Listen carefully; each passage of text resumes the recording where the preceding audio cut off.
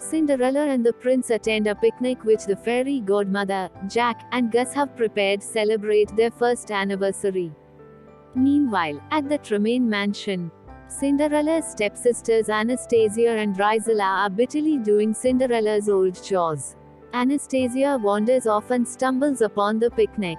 The fairy godmother inadvertently drops her wand, and Anastasia takes it to Lady Tremaine and Drizella, who initially disbelieve the story. When the fairy godmother comes for the wand, Anastasia accidentally turns her into a statue.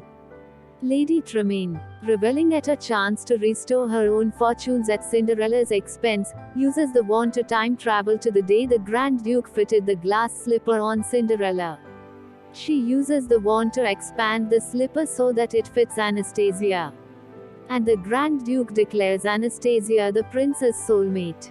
Cinderella arrives on the scene too late, and Lady Tremaine destroys Cinderella's other slipper, the NLY proof that she was the girl who danced with the prince on the night of the ball.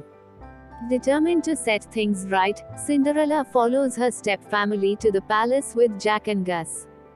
The prince in ally refuses to believe Anastasia danced with him, but Lady Tremaine uses the wand to alter his memory, and he accepts Anastasia as his fiancée. The mice witness this, and inform Cinderella that Lady Tremaine has the fairy godmother's wand. The king is delighted with Anastasia in spite of her clumsy antics, and gives her a seashell that once belonged to his late wife.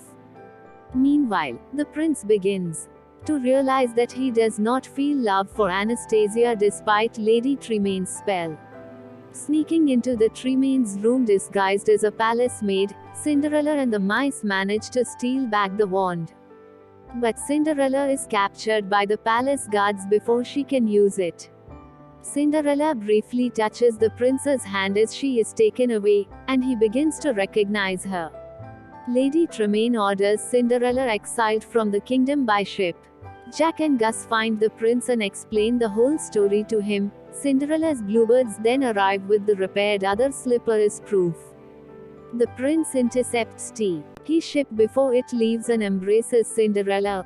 His true memories return, and she accepts his marriage proposal. The prince brings Cinderella back to the palace and explains everything to the king and the Grand Duke. The king orders the Tremaine family's arrest, but they escape using the wand. As Cinderella prepares for her wedding, Lady Tremaine returns with Anastasia, who has been magically transformed into a doppelganger of Cinderella. She also creates a twisted version of the pumpkin carriage with her cat Lucifer as coachman, and traps Cinderella and the mice in it. The three of them fight back against Lucifer and escape on the carriage horse as the carriage rides over a cliff. Cinderella arrives at the wedding in time to see Anastasia refuse to go through with the marriage, wanting true love of her own and feeling unwilling to take it from another. An enraged Lady Tremaine appears with Drizella, and the king orders her arrest. Lady Tremaine transforms the guards into various animals as they pursue her, and is about to turn Anastasia into a toad when Cinderella and the prince step in to protect her. The prince's sword deflects the spell, turning Lady Tremaine and Drizella to toads instead.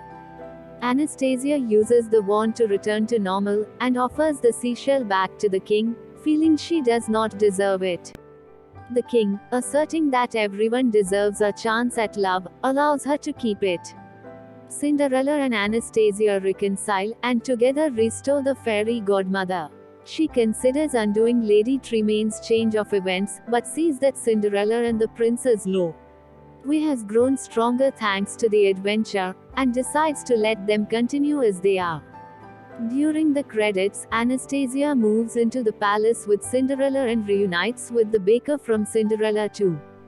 Drizella and Lady Tremaine are placed in the cellar and restored to their human forms, but are both now dressed in Cinderella's old rags, much to their horror.